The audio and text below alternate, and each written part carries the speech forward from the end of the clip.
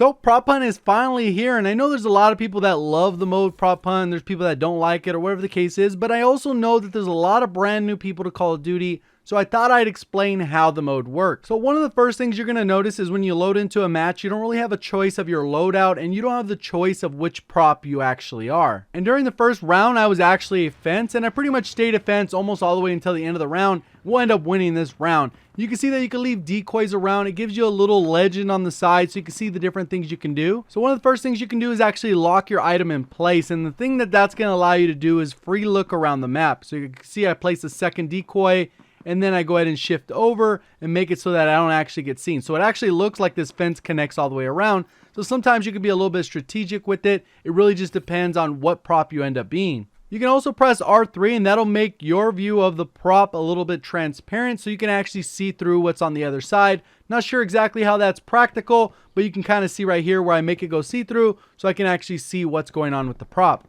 You also have the option to rotate, which is basically going to rotate it at like 90 degrees. And then you also have the option to slope. And slope, depending on if you're in an angle or something like that, you can actually press slope and it'll actually make it fit that angle. So it'll look a little bit more like it fits the scene. One quick pro tip is that you can actually look at your scoreboard, tab over, you can actually see the map so you can see where your teammates are, and when the enemies are firing their weapon, you'll see where they're popping up at. So getting back to the legend, you can see if I press R1, you do get a concussion, and this works exactly like a concussion as if you threw it, but it works immediately. It'll send out a flash, and pretty much anyone in the general vicinity will get concussed. They'll still be able to see slightly, but they're not really going to be able to move around that much. So I skipped a little bit forward so you can actually see me start to get caught and how I escape. The guy kind of figures out what's going on here. He's looking around. He ends up getting a hit marker. I'm not really feeling good about it. So I flashbang him with the concussion, and then I get to moving. I change to another item. I get another concussion. And that's the one cool thing is when you actually switch items, you'll get another concussion,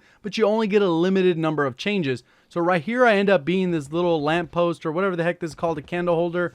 And then I go ahead and hide out in this room and actually decide to find a better spot. And one thing to keep in mind when you're playing prop hunt, when you're the prop, you actually have a third person perspective. So you can see people around corners and you can know how to move around. So you can stay out of sight and have them even check a specific area and move back into that area. And they're going to think, man, what the heck happened? I thought it was perfectly clear. And then they'll start running right by you. So there's a lot of different things there. You can see a little timer on the left. There is a whistle that goes off. And depending on the number of players, the whistle will be timed. So once the timer goes up, it'll be one whistle, then a second whistle by another player, a third whistle, a fourth. And depending on how many players there are, you're going to get all those whistles. I went ahead and used my last concuss. I got out of there, and then they didn't really get a chance to see me. I ended up being right behind that guy, and I ended up standing in this corner for a bit. Then after a little bit, I actually decided to make a move for a different part of the map. This guy ends up running out in the opposite direction. I know my whistle's going to go off, so I decided to get out of there. They're going to hear the whistle in that location, so I decided to take off to the back farthest part of the map because anyone on the opposite end of the map,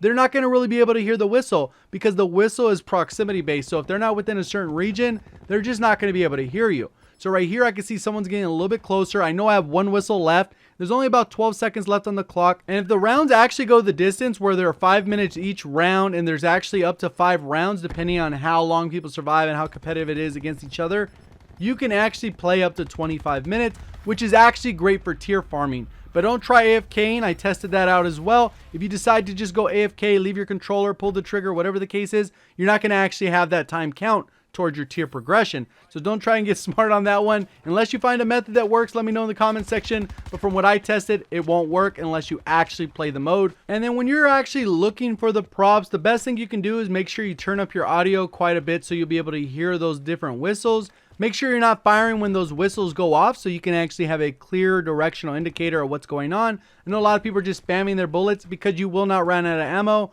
And obviously, since you get the default class, you're going to be stuck with whatever weapon you end up with. So I skipped ahead quite a bit. And what I end up doing in this spot is I'm really listening in, seeing where the whistle's coming from. And then I figure out that it's coming from somewhere behind me.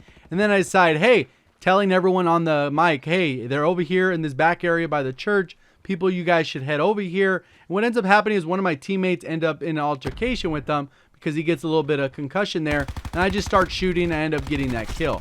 So last thing I will touch on again with that tier progression, you'll see that I got clear tier progression. We didn't even win the match and I got that progression. Once you win, you still get that daily tier skip. But the one thing I did want to point out is this does directly impact your combat records. So if you're one that cares about your win-loss, if you care about your kill deaths, EKIAs, score per minute, all that nonsense, the heals per minute or heals per match, or any of those stats, they will be affected by playing this game mode. You can see my stats and what they are right here. And I'm going to go ahead and skip to the second match. You can see exactly what those stats are. So that's actually something that's unfortunate in my opinion, but that's pretty much how to play prop hunt. If you enjoyed the video, please remember to hit that like button, subscribe so you can find your way back to the channel. Appreciate all the support. Thank you for watching. As always, have a great day.